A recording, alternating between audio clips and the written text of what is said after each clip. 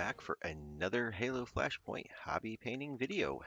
So this time we're doing the Chief, getting right in there. I'm gonna give you all the video, speeding some sections up, but I wanted to do the whole process start to finish since we're talking about Master Chief.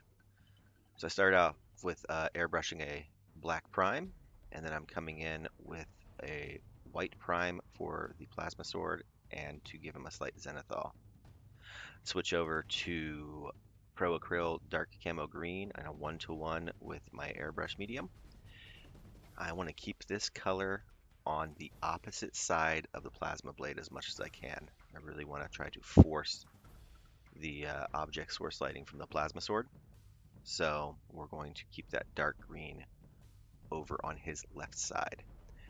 We're going to switch over to the camo green, again 1-to-1, and we're going to apply this on the right side of the body. We're going to treat the object source light as the primary light for most of our highlights on this model. So he's going to be a little darker up front. We're still going to highlight the crap out of him for the hard edges to bring out his details, but we're going to try to push his color to look more lit from the back with the blade.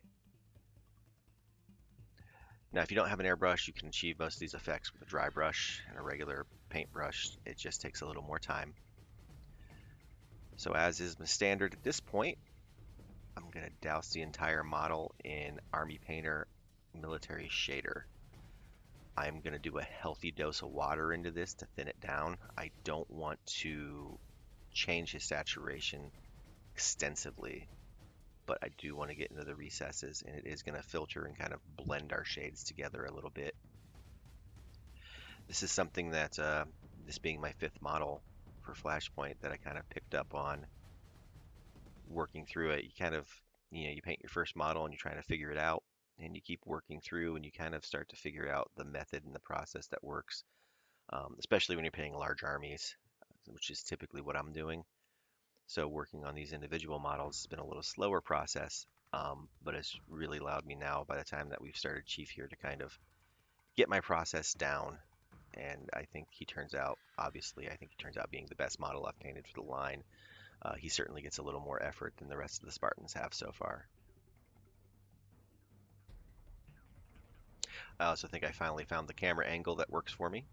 I think there's a couple of times my meat digits will block you out, but for the most part, I think this is the best view I've been able to provide so far. Now I'm just wicking off some of the excess wash. I don't want to get any pooling or tidal marks on them. I want the green to stay relatively as it is. I'm doing some wicking off on my hand there, and you'll see me do that a lot more in this video. I used to think it was silly, but it's actually a very convenient way to get some moisture off of your brush, to get some paint unloaded. When you do it into a paper towel, it tends to sap the moisture from your brush, which dries out your paint. By wicking it off on your hand, you're able to maintain that moisture level and just unload your brush a bit. So now we're into straight up camo green. This was our zenithal color. This is our brighter tone. We're going to go really heavy on the highlights here by the plasma sword. We want to emphasize, especially the areas closest to the sword, that there's a light source right there. And this highlight is going to get applied all over on the hard edges. So when we're done doing this side, we are going to switch over and do our edge highlighting like the previous Spartans on the rest of the model.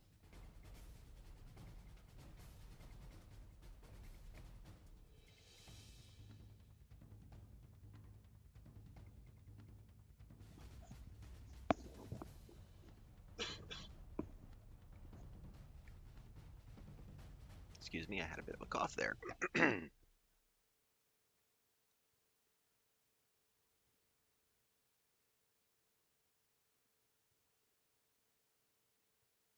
Trying to think of something interesting or exciting to tell you while we're watching me just work these highlights over. I will say, if you're new to painting, the paint handle is a really convenient tool. The one I'm using I found on Thingiverse. I printed like a dozen of them because, as I said earlier, I tend to paint armies and work in batches. But anything you can stick your model on to give yourself the ability to rotate it around and get to those harder to reach places. I'm not saying never touch your model, but if you can avoid touching it while you're painting it, it's helpful. Just because you inevitably end up smudging some paint off, or you get paint on your finger and didn't realize it, and you make a mess. And um, so a tool like this, and I mean, it can be a pill bottle, it can be a cork, it can be a piece of dowel rod. I use blue tack underneath the model. It's just dollar store poster tack to adhere it to the post and keep it in place while I'm working on it. But it really helps give you a greater stability in working with the model and a larger range of flexibility for being able to move it around and get to where you want to get without endangering the paint job you're working on. All right, so as we can see here, I am going all over him with the highlight here. And this is fine. He's got a lot of really great detail and panel lining in him, and we're just going to help that kind of pop out.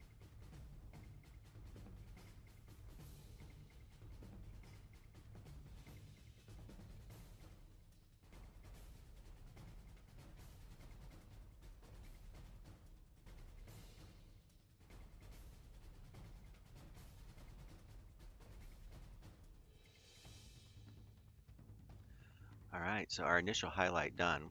We're taking the camo gray and we're going to mix in a little bit of our light neutral gray, and this is going to create our second level highlight.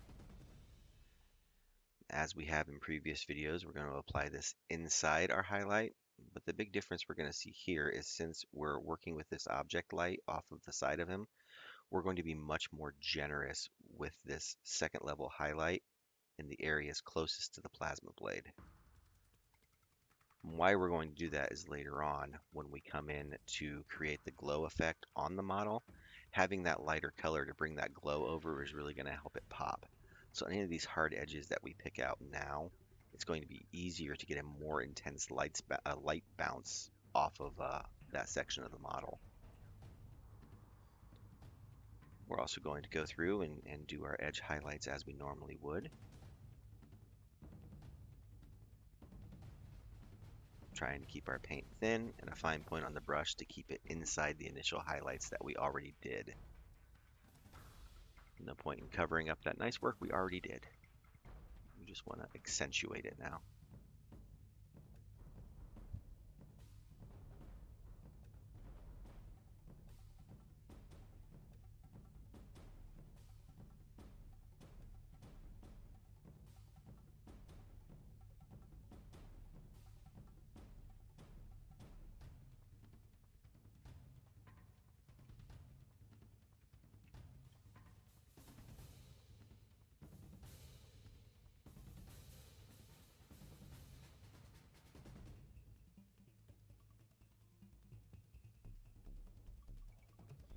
Alright, so now I'm going to go back with just the straight up neutral gray thinned out, and I want to get inside that second layer highlight on the plasma sword side. These will be the most intense areas that we're going to see the light bounce coming from the blade. Again, the reason we want to do this is the blue color of the plasma blade is going to be lighter than the green, so in order to help it pop out and cover better, we want to give it a really light area to go over. So you don't want this all over, you just want this in the places that that light is going to most intensely bounce off of the armor.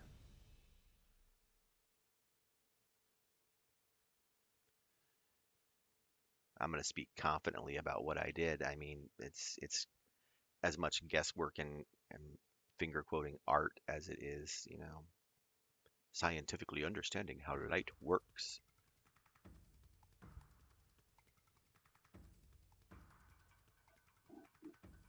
We're going to keep that though strictly over there to the side of the plasma blade. We don't want to bring that highlight to the other side of the model. And while we've got that light gray out and we're working with it, let's get Sierra 117's numbers painted up.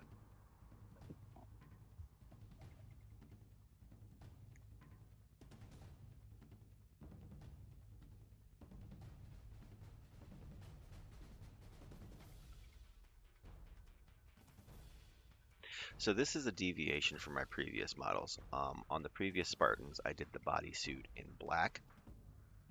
I'm actually using dark neutral gray this time around.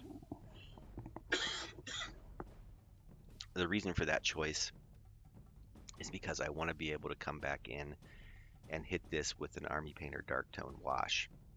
Using the dark neutral gray is going to allow the wash to work into all the details and crevices on that model and really accentuate the details on it. If we go with a straight black, we can't really shade anything because it doesn't get much darker than black paint.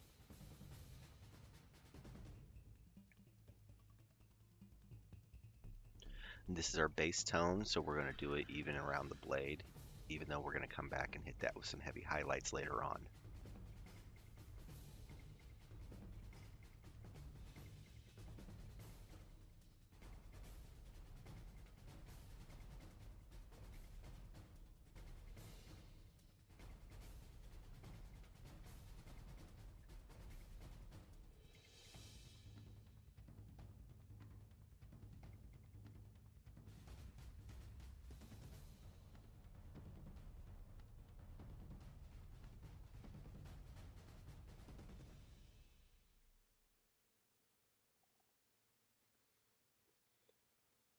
We just want to be careful at this point to ensure that we're not overpainting our green and redoing work that we've already done, or making ourselves redo work that we've already done.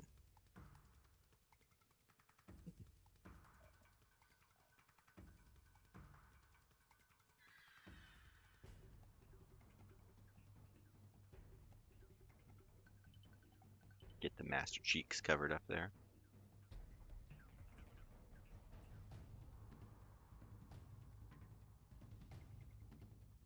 Get the master cheeks covered up there.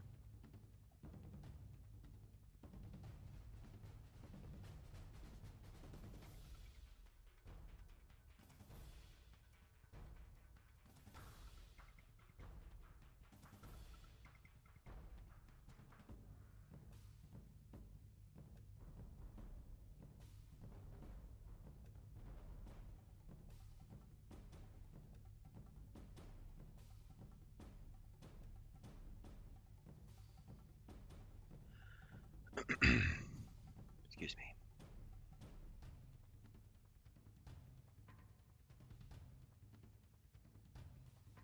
All right. Sky blue. We're going to tackle this plasma blade.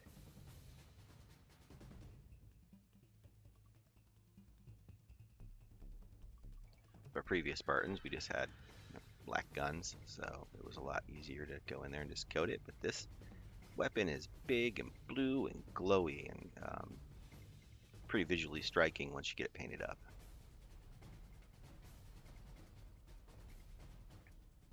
This is one of those instances back to the hobby holder where you can just, it's not convenient for the filming, but it's way convenient for the actual painting to be able to properly rotate your model and adjust it so that you can get to where you need to go.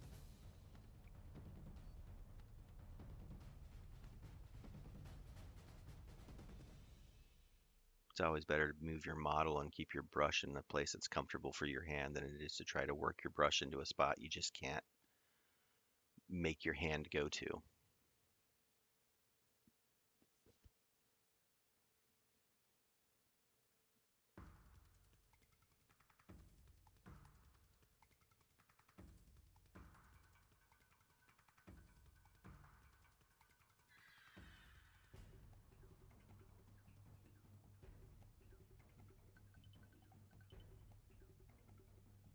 A little smudge of blue up on the arm there, but I got to it quick and just wiped it off with my thumb. And sometimes you make mistakes like that. If you're careful and you catch them, you can just wipe them right off before anything dries or sets up.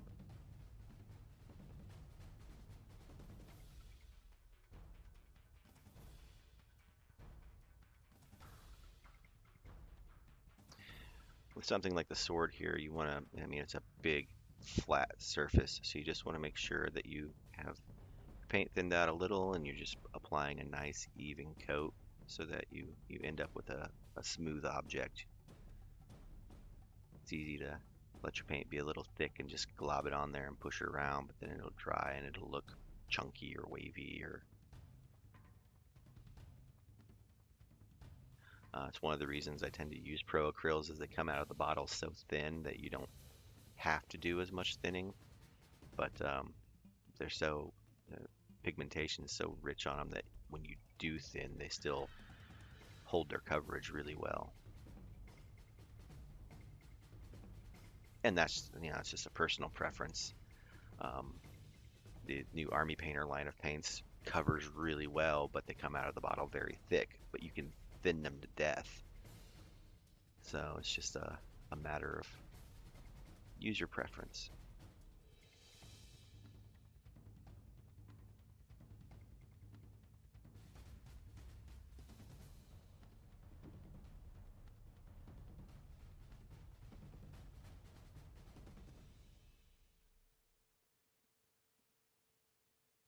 That thing already looks super vivid against that armor.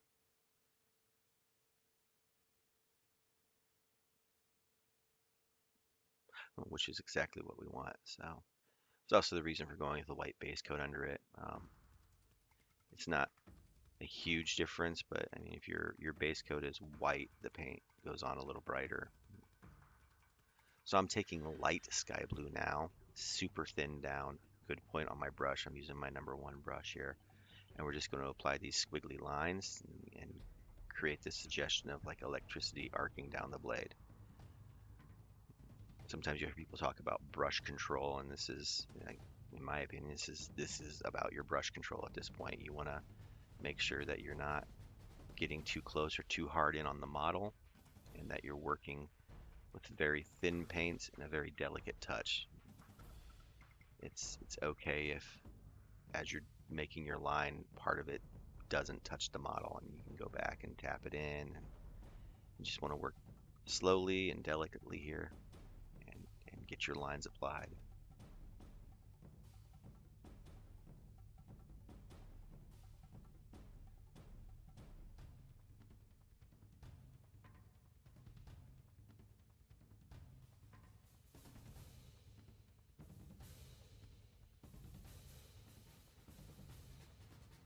Not a huge rhyme or reason here, just squiggly lines, try to look like electricity.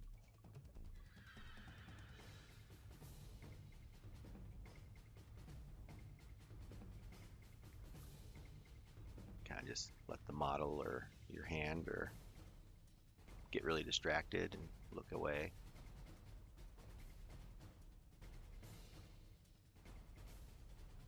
But just let that arc down your blade.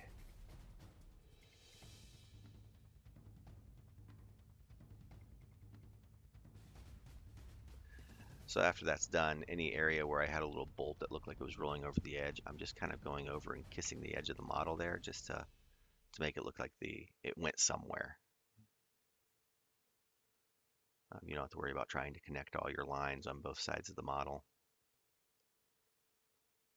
Well, let me correct that statement. If you want to worry about trying to connect your lines on both sides of the blade, go for it. If someone picks up your model and goes, your lightning bolts aren't connected on both sides of the blade, probably not going to like that person anyways. There we go.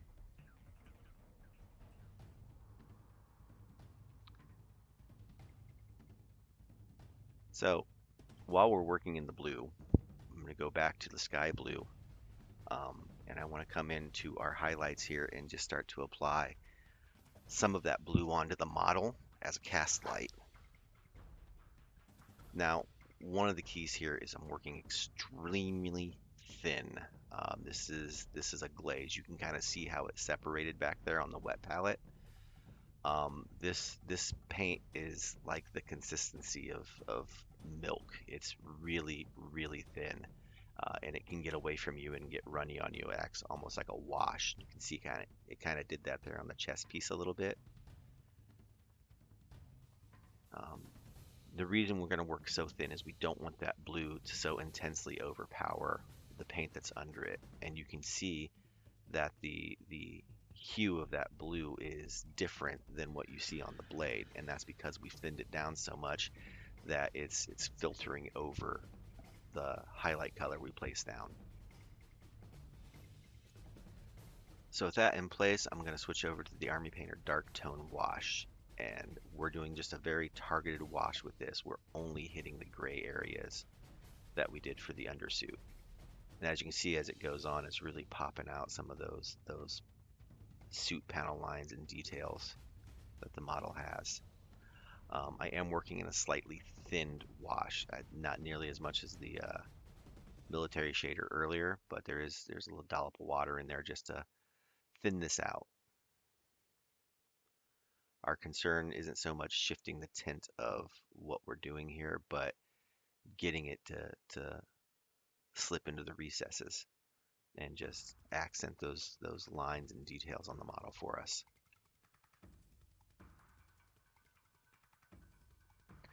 I noticed in the midst of doing that I missed graying part of the suit, so I had to pop back in there and fix that quick. And as I've said numerous times, you'll miss something that you'll pick up along the way. That was an easy fix. So here we are now onto our rich gold, and we're going to get that iconic visor painted up.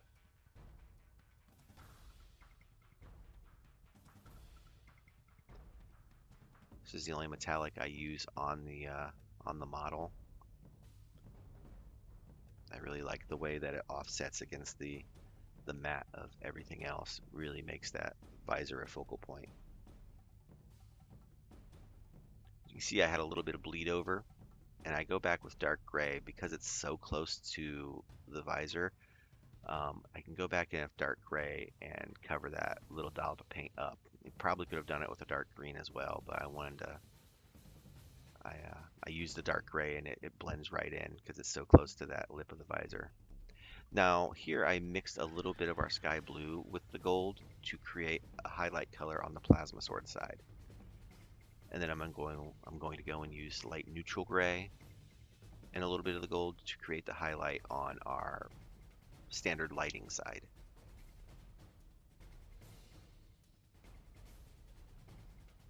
So basically we're going to leave the center of the visor as that standard color of the standard gold, the straight rich gold, and we're going to do the highlights on both sides. So now I've switched over to neutral gray, and we're going to come in and do the highlighting on the bodysuit. And I'm literally just gonna, it's just like when we did the line highlight on the armor. I'm gonna stick to the lines that the model's providing me, and just get the edges of them to make those details pop out for us.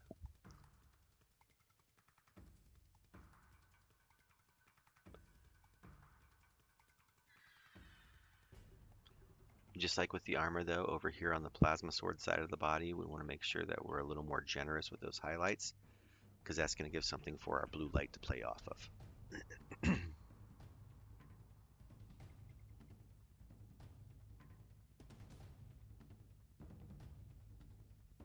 It's also important to go in here and get the knuckles and fingers of that hand to make sure that when we come back and do a little glazing, that that there's something for that light or that blue to read off of.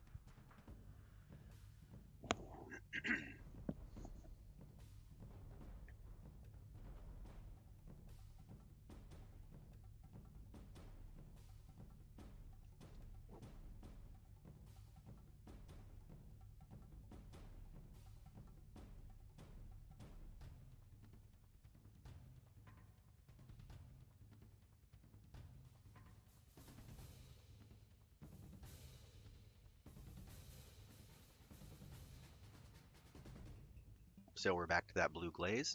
We're going right into the bodysuit where we did our highlight, and we're going right over it.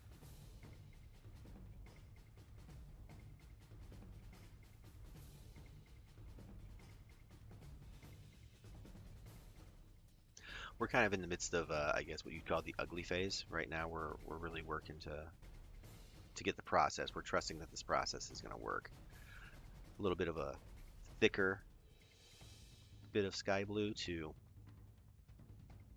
get in there and punch up those edge of those highlights and start to really bring this blade's light source to life.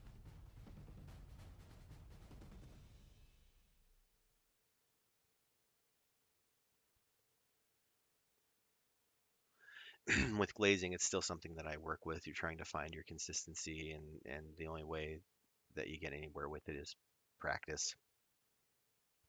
You just have to slap some thin paint on a model and figure out what really works for you. All right, the exciting part we've all been waiting for, slapping this drab brown down on the base. And we're just going to coat this thing. Let's speed up that footage. There's a lot to be said for a good base. I mean, a little bit of texture on a base helps just make the model look more interesting. You can absolutely just paint your base black on the standard Spartans and it works. In a lot of board games I'll do that with, but I've been treating Flashpoint more as a war game, being as its system relation to Dead Zone. So I'm been treating these models a lot more like I treat my Dead Zone and Firefight models, and actually going after them like wargaming models instead of Zombicide minis. Not besmirching Zombicide minis, man. What a great game if you want to get practicing on painting a stack of models. Get yourself a copy of some Zombicide and go paint 70 zombies. You'll figure out batch painting and you'll figure out some of your techniques.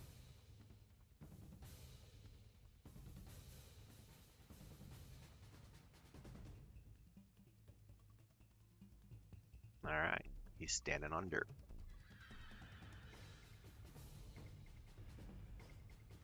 So as is our standard, we've got dry brown. We're gonna cover it with Army Painter Strong Tone to take advantage of some of those textures.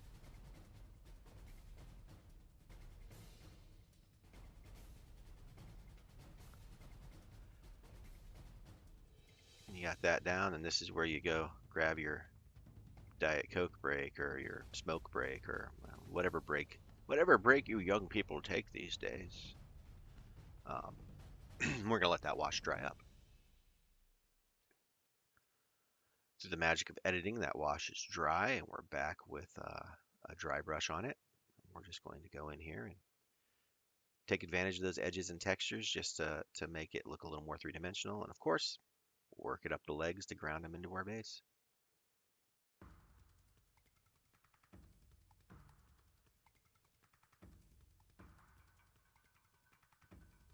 But wait, dear viewer, there's more. As a surprise dry brush, we're going to come back with a little bit of that sky blue, and we're going to hit the area down and around the under the plasma sword to try to sell that cast light.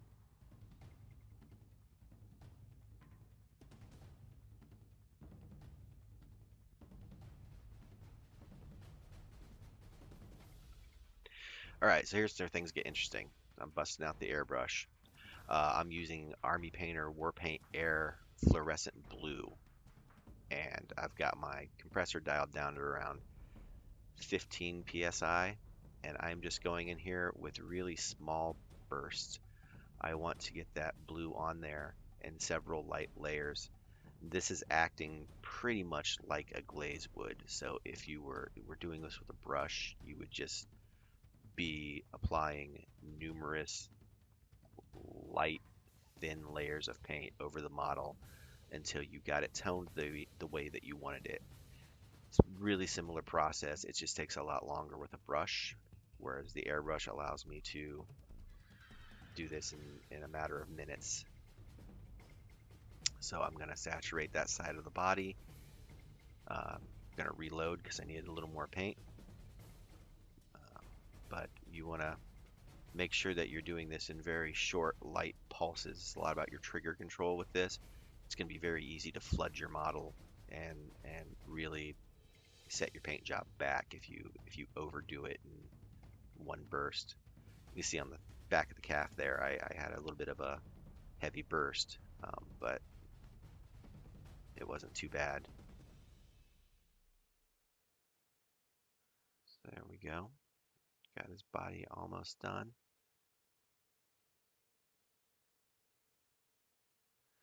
And we're going to pop over and hit the blade with it. And what that's going to do is help really saturate that blade. It's going to make that blue really intense.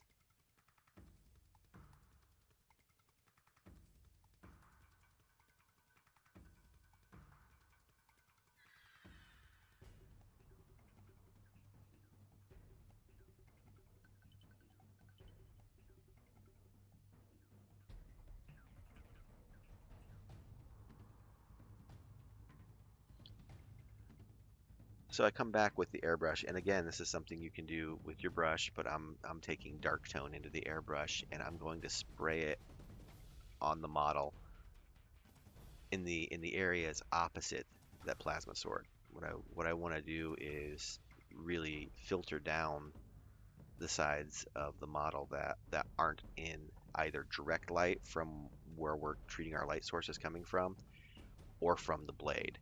So I want the intensity of that blade to really be brought out by bringing down the areas opposite.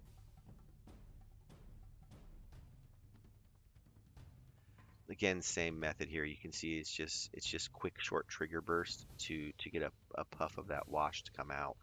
We don't want to flood the model. We want to do several light bursts to desaturate it, or not desaturate, but to darken the area, and put that filter over it. You also come down and I hit the base there by his feet to kind of imply a shadow being cast by that light.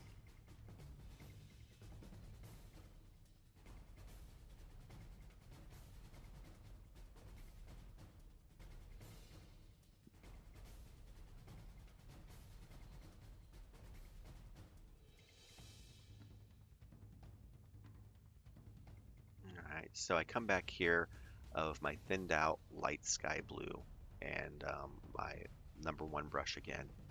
I want to get a solid point on it with very, very thin paint. We're not glaze thin, but we're close. And I just want to come back now that now we've saturated that blade. I just want to reinforce these lightning bolts. And the thing about this is stick close to what you painted, but it's okay if it's not the same, because if you end up with your line, your brighter lighter line inside what you did before, it really helps to kind of intensify and sell that glow look.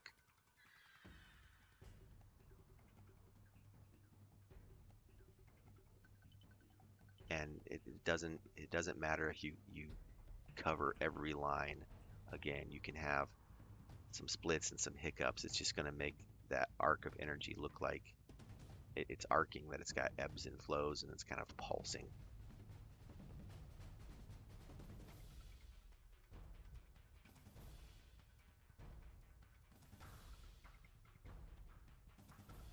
So now we're going to come back with the sky blue again. Again, this is thin, not quite glazed though. This is a little thicker, but we want to come in and we want to hit just the very hard edge of some of these details where the light's going to bounce the most intensely. And this is just going to help pop out that light effect a little bit more.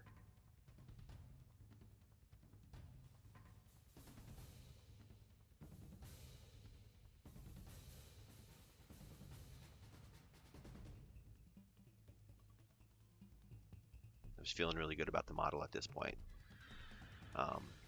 Come down to the base here, and I'm just going to hit the edges of these terrain pieces where the light's going to play off of the most.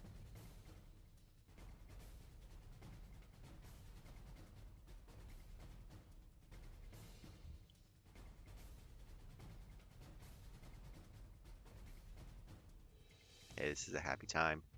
Rim that base in your chosen color. I like black.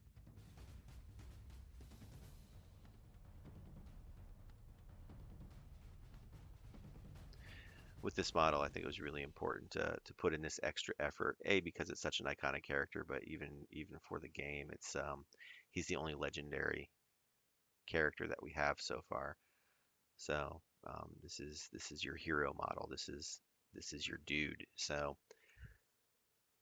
even when you're painting large armies, you've got those models where it's like this is a character, or this is the commander. This is the guy that leads that army, and we should always try to spend a little extra time and punch them up a bit.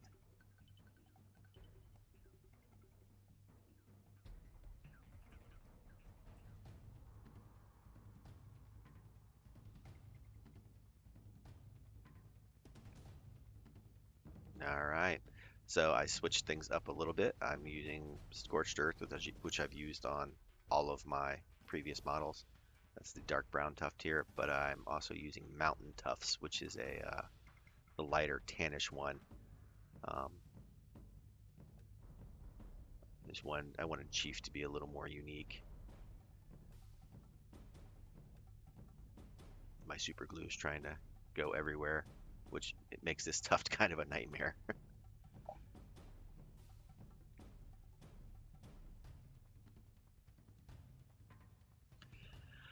That little dollop of glue, and you just smush it down. That Tuft over by his foot there in the light source, it fights with me here because you can kind of see that one lip is lifted up. I push it down like 3 times before it finally stays.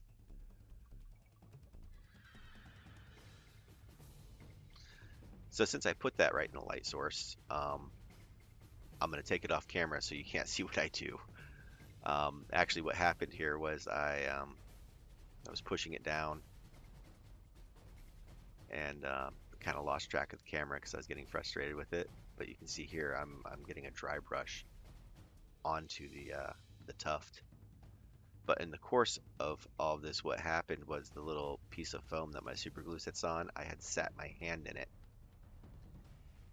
and then put my hand against my chest to brace the model and glued my hand to my shirt.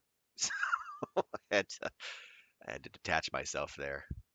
But here we go. You can see I'm just coming in. I'm just dry brushing this tuft like I would any other part of the model just to cast that blue light down on it.